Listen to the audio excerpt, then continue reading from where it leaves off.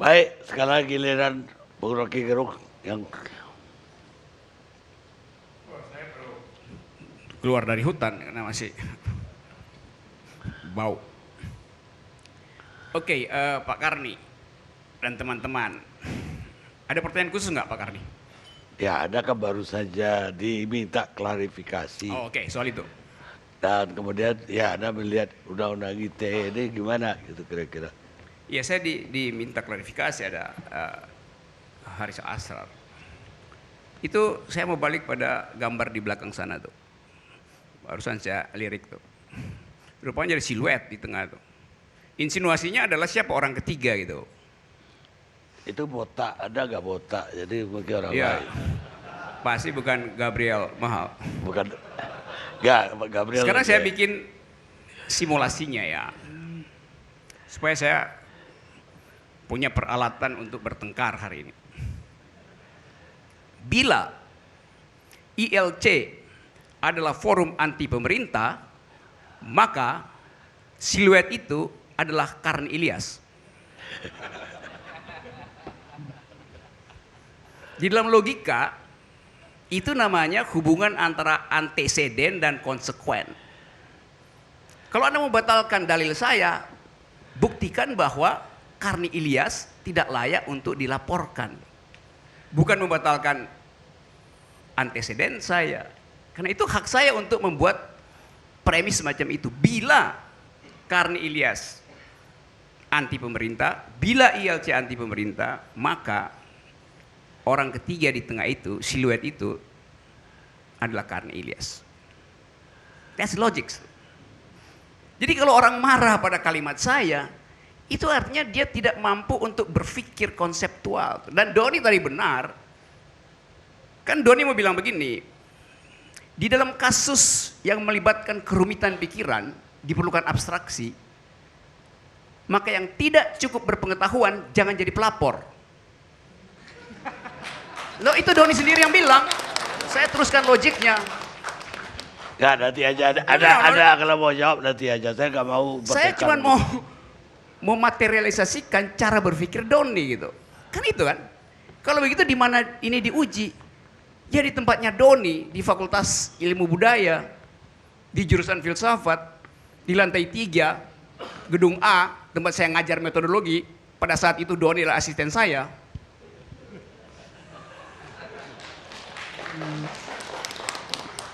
Nah, saudara-saudara, fiksi itu dari awal saya katakan fiksi itu bagus.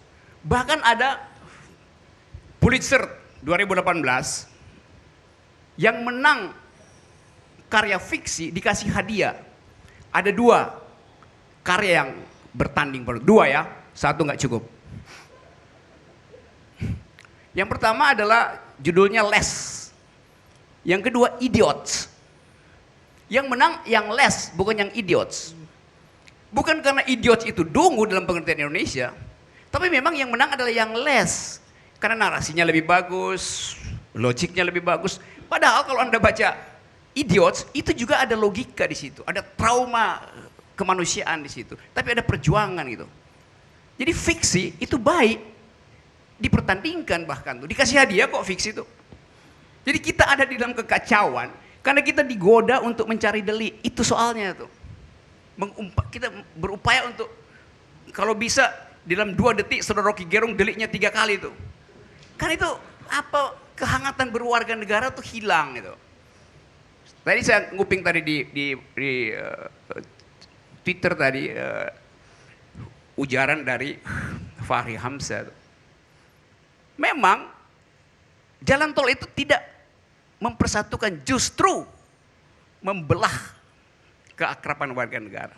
Pak Jokowi bangga dari Jakarta sampai Solo 6 jam.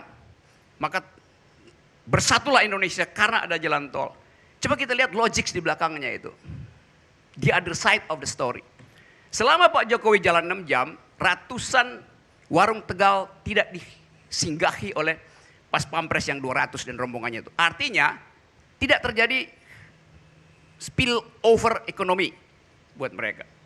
Banyak warung apa namanya tuh di Brebes itu bawang, telur asin juga nggak dimampiri oleh rombongan presiden. Pembatik di Pekalongan itu nggak punya penghasilan karena orang langsung pergi beli batik ke Solo, nggak mampir ke Pekalongan tuh. Sate paling enak di Tegal nggak ada yang mampir. Jadi selalu ada reverse logics dari setiap upaya untuk mempromosikan prestasi itu. Itu saya mengkritik itu. Kalau dibilang menghubungkan, justru jalan tol itu membelah masyarakat. Karena begitu ada jalan tol, terbagilah desa utara, desa selatan. Majelis taklim di utara nggak bisa lagi ketemu sama yang di selatan itu, karena terputus jalan tol. Bang, Saya akan izin, teruskan. Bang. Bisa nggak kita fokus Oke, boleh, kitab silakan. suci? Kitab suci. Oke. Boleh, coba. Apa yang Anda mau interupsi? Nanti saya mau teruskan ya, silakan pakai waktu saya. Ya. Saya subsidi lagi. Tenang Bang, BBM sudah satu harga. Yep. Setahu saya, Bang Rocky, Abang beragama Kristen. Artinya, kita merdeka dari beragam antar umat beragama. Ya, apapunnya. Pancasila, sebentar Pak. Enggak, kalau Anda... Sabar. Tunggu dulu. Pancasila, Saya saya cuma minta ke Anda, sila pertama saja. Anda dengar saya. Kalau Anda mau mengargumen soal tuduhan kepada dia, Bukan tuduhan, saya mau mengklarifikasi. Enggak, ini- Apakah Rocky punya Tuhan? ini masalahnya sekarang dia soal jalan tol dia bicara. Ini apa urusannya sama jalan Yang Iya, tol? bisa udah, tanya kita itu dengar cuma dulu. Tuhan, bukan Kita dengar saudara yang dulu. bisa tanya Jalan tentang. tol nggak ada hubungannya sama kitab Udah, suci. kita dengar Ini dulu. saya lagi terangkan fungsi dari satire. Oke. Oke ya, oke. Oke. Kita lanjut ya, saudara. Jack ya. No Rocky, no party. Yes, of course. Sekarang argumen bahwa jalan tol itu mempersatukan. Saya nyambungnya Fahri tadi supaya saya dapat inspirasi untuk meneruskan argumentasi saya. Jalan tol itu justru memecah belah masyarakat. Tadi saya terangkan bahwa arisan ibu-ibu di utara tidak bisa ketemu lagi dengan yang di selatan karena jalan tol bisa. Seorang pemuda di utara gagal kawin dengan seorang perempuan cantik di selatan karena jalan tol, mereka nggak bisa lagi pacaran. Dia bisa pakai WA gitu, tapi habis pulsanya habis putus langsung. Jadi jalan tol itu membuat romance pun berhenti gitu. Padahal hak ada dari milenial untuk pacaran gitu. Nah, saya mau terangkan bahwa dalam soal-soal semacam itu, coba kita lihat akibat dari berpikir yang tidak logis gitu. Soalnya ada di situ. Nah, Anda lihat misalnya, kalau saya katakan fiksi, saya sebut dari awal supaya imajinasi kita dibangkitkan. Kalau Anda sedikit suka sastra, Anda baca Divina Commedia, itu Anda dapat sensasi tentang satire yang mengolok-olok teologi abad tengah yang ditulis dengan lengkap oleh Dante Alighieri dalam upaya mengolok-olok Summa Theologica misalnya. Itu memerlukan pengetahuan, memerlukan kecerdasan itu. Jadi kalau mau melapor misalnya, coba baca misalnya literatur di mana orang hidup dengan ketegangan, tapi itu dalam rangka satire itu. Kalau ditanya misalnya neraka itu apa? Kalau saya jawab neraka itu adalah tambang batu bara karena panas. Imajinasi saya begitu. Orang 1000 tahun di belakang nggak tahu apa itu batu bara, maka dia imajinasinya lain. Kalau saya tanya sama milenial 10 tahun ke depan ketika batu bara habis, dia nggak bisa berimajinasi tentang batu bara. Dia neraka itulah korslet listrik. Dia berhak berimajinasi. Kalau ada yang bilang ya neraka itu semacam gorong-gorong, ya mungkin itu buruk, tapi baik buat mereka yang suka selfie di gorong-gorong. Biasa aja. Jadi kita dibiasakan untuk pakai satire untuk menggambarkan keadaan itu. Itu yang saya maksud. Kalau misalnya orang yang belajar sedikit ilmu fisika, kita akan berimajinasi kapan katastrofi yang disebut sebagai kiamat itu tiba itu. Bukankah alam semesta masih berkembang, masih mengembang? Itu yang ditemukan tahun 1927 oleh Edwin Hubble yang kemudian namanya dipakai buat teleskop, seorang astronomer dari mana? California, Pasadena. Jadi kalau kita bilang alam semesta berkembang, berarti Tuhan masih mencipta atau kekuatan-kekuatan adikodrati masih bekerja, berarti belum finish. Maka saya bayangkan misalnya neraka itu, surga itu adalah akhir dari alam semesta. Bisa dihitung nggak? Bisa, secara matematik bisa dihitung. Kapan berakhirnya? Ya ada rumus bahwa distance, jarak kali waktu. Selesai.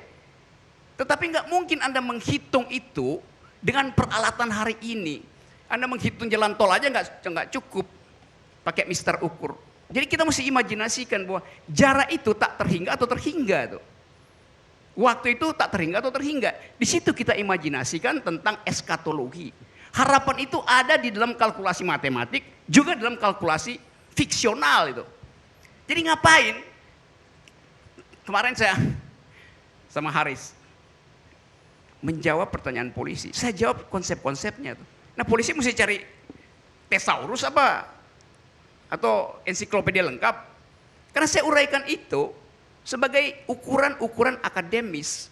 Dan saya terangkan di sini, saya buka logiknya tuh. Jadi saya sebetulnya agak jengkel karena kita berupaya untuk bikin literasi makin bagus. Karena tugas presiden adalah mencerdaskan kehidupan bangsa. Kalian menutup literasi itu. Menghalangi orang berabstraksi. Menghalangi orang berimajinasi.